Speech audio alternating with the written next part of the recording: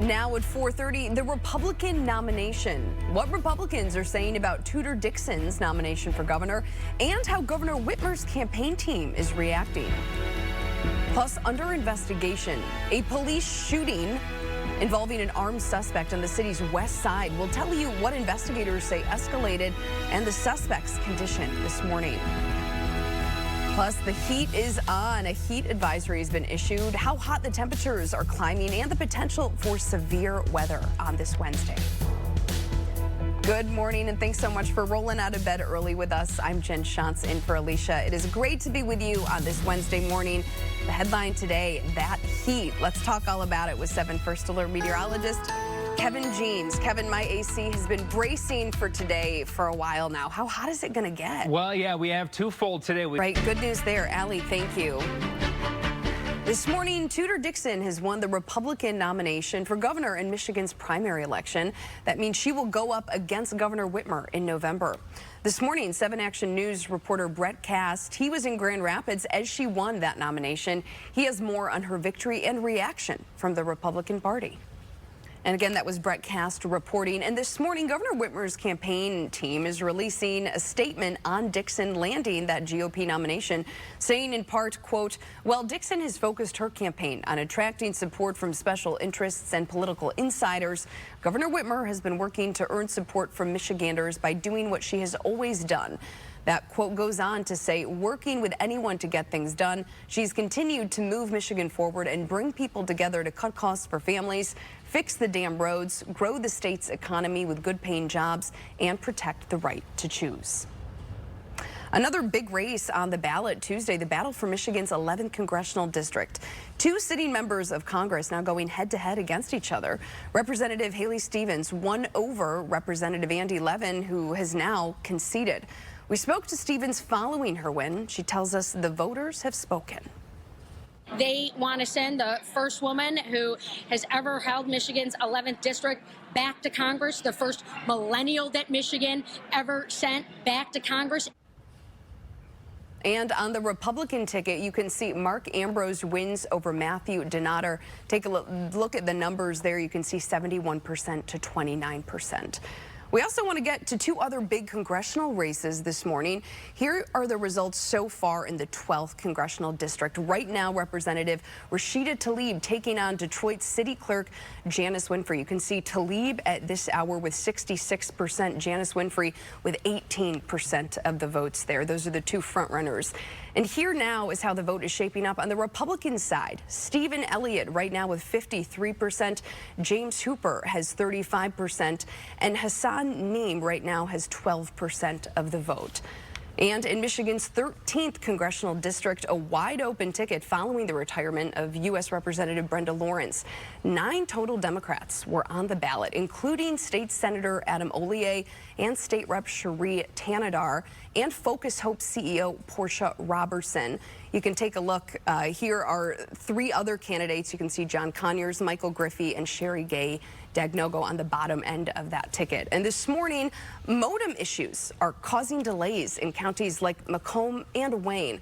According to Wayne County officials, the modem problems are being caused by voluntary voting systems guidelines and AT&T's decision to no longer support 3G modems.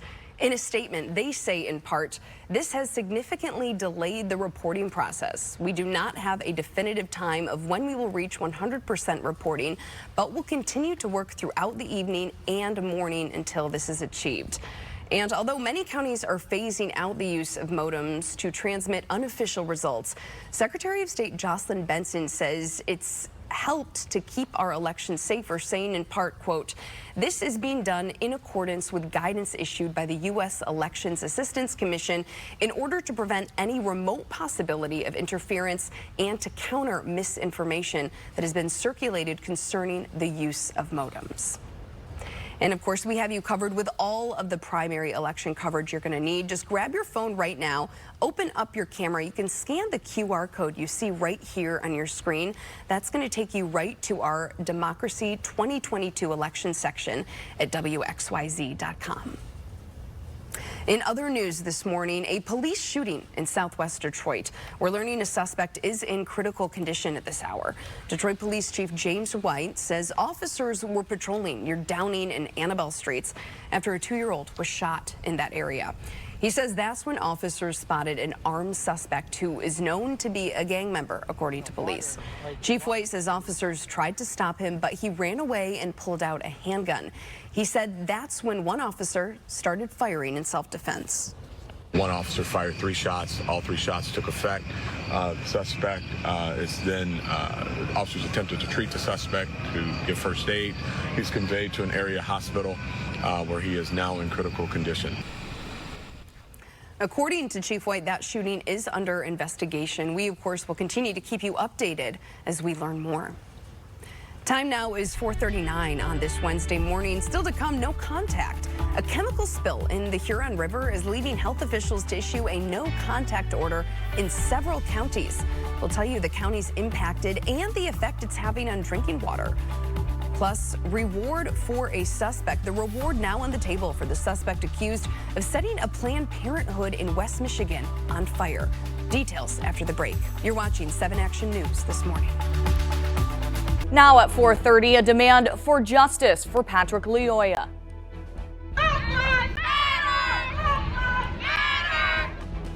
The name of the Grand Rapids police officer who shot and killed him has been released. We examine if it will have an impact on the investigation. A humanitarian effort reaching overseas. Mission like this, where we've all wanted to support it, has just blown us away. A Metro Detroit 4th grade class is coming together to make a difference for Ukrainian refugees. And a new COVID treatment for children. The FDA approving the first drug to treat kids under the age of 12 with COVID-19. Starts right now. Now at 7, a tragic scene. A teenager's body found inside a stolen car on Detroit's west side. Why police believe this could be tied to a missing persons case in Berkeley. Also, mansions destroyed, a fast-moving brush fire forcing people out of their homes in Southern California. What caused this massive fire and how many homes have been lost so far? Well, a nationwide shortage of baby formula. Parents struggling to feed their infants. When the Abbott Nutrition plant here in Michigan could restart production and how long it'll take to restock store shelves. That summer-like weather continuing here in Metro Detroit as we take this live look over the...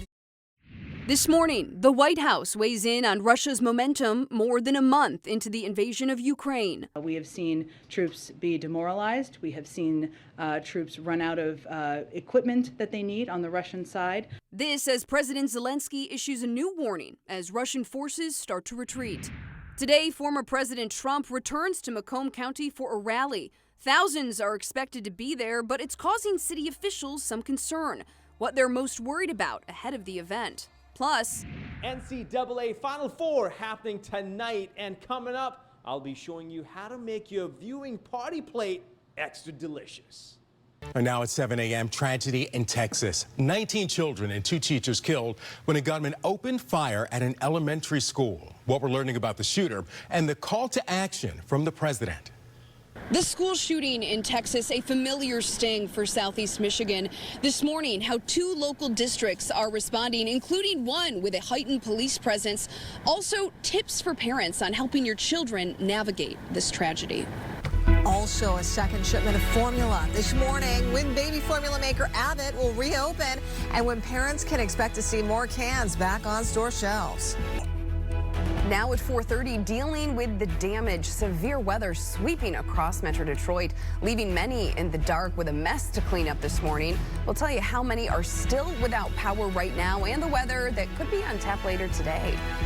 Plus, a tragic scene, the gruesome discovery at a home in Macomb Township, and what deputies are saying about public safety for those nearby.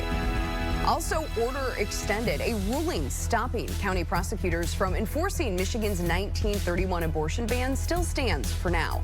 How Governor Whitmer is reacting to that ruling this morning. We begin, though, with wicked weather slamming into Metro Detroit. It is leaving a whole lot of cleanup this morning. Thanks so much for rolling out of bed with us early. I'm Jen Shantz. Great to be with you. Right now, DTE is reporting more than 24,900 people are waking up in the dark. They have more than 130 crews out right now working to restore it. Yesterday's heavy rain flooding portions of I-94. Take a look, shutting the freeway down in both directions at Martin Road between 11 and 12 Mile for hours last night. And over in Livonia, powerful winds ripping trees out of the ground, damaging homes and vehicles. One woman dealing with the brunt of the damage when a tree fell onto the back of her pickup truck, smashing her back window. She tells us she'd been paying attention to the radar, but she felt like she was still caught off guard. I even looked at my phone and I'm like, the outside of it. You know, we were only getting the outside of it, and next thing you know, like I said, the wind came and the damage. It sure did. Livonia is not the only place dealing with the aftermath this morning either. In Chesterfield, a big tree landing on the roof of a home and onto someone's chicken coop. Take a look at that, damaging the roof there. Let's take a live look at the radar now. We have 7 First Alert meteorologist Kevin Jeans here tracking what I'm hoping, Kevin, is going to be a much calmer morning. It will be. All right, Kevin, thank you. Turning now to a quick look outside for those of you heading out the door on your morning drive. Here's I-696 and 75 from one of our 7 First Alert traffic cameras. Not too many cars there out on the roads. Things moving smoothly at this hour. No major issues slowing you down. We turn now to a gruesome discovery in Macomb Township. Deputies were called to a home on Downing Street for a welfare check Wednesday, and inside that home, they say 2 people were found dead. Investigators are not releasing any information on how they died right now, and they say there's no threat to the public. This morning, the city of Ann Arbor says there is no immediate threat to its drinking water from that chemical spill in the Huron River. As we've reported, several thousand gallons of hexavalent chromium were spilled in Wixom last week. Ann Arbor officials say it would take at least several weeks for the contaminant to get near the city's water intakes. To be safe, they're stepping up monitoring of the river. And the state is expanding testing to track down exactly where the toxin is in the water. For now, people are being told to avoid Huron River water between North Wixom Road and Kensington Road. And anyone with questions about hexavalent chromium or possible exposures can call this hotline, this number right on your screen there. It's 1-800-648-6942. It's open 8 to 5 Monday through Friday with extended hours this weekend. We also have that phone number posted on our website, WXYZ.com. Turning now to the battle over abortion rights in Michigan. Another court ruling means that for now, abortions remain legal here. On Wednesday, a judge extended an order that stops county prosecutors from enforcing our state's 1931 ban. 7 Action News reporter Kira Hay has reaction from Governor Whitmer, who says there's still more work to be done. Kira, thank you. We turn now to the race for Michigan's governor. The stage now set for a historic election in November with 2 women at the top of the ballot in the governor's race. Republican Tudor Dixon met with the GOP in Lansing Wednesday, fresh off her primary victory. She's the state's first female GOP nominee for governor. Dixon is calling out incumbent Democrat Governor Gretchen Whitmer over Michigan's COVID lockdowns. We will remember what happened when our schools were shut down and our pleas as parents fell on deaf ears. We will remember when the biggest industries in this state and the smallest said, we have a state government that is working against us instead of with us. And this morning, Governor Whitmer is pointing to what she calls a stark contrast between her and Dixon. The governor talked up her administration's accomplishments with health care and auto jobs during an event at the Museum of African American History. She says there's a clear choice to be made come November. We've got an alternative that is still a conspiracy theorist that calls the last election fraudulent and fake, who won't take efforts to keep our kids safe in schools, who want to rip women's reproductive rights away from us. So this is a stark difference. Just because there are 2 people of the same gender doesn't mean that we're a lot alike. Democrats have criticized Dixon over her opposition to abortion rights. They also claim she has a dangerous agenda that would, quote, devastate Michigan working families.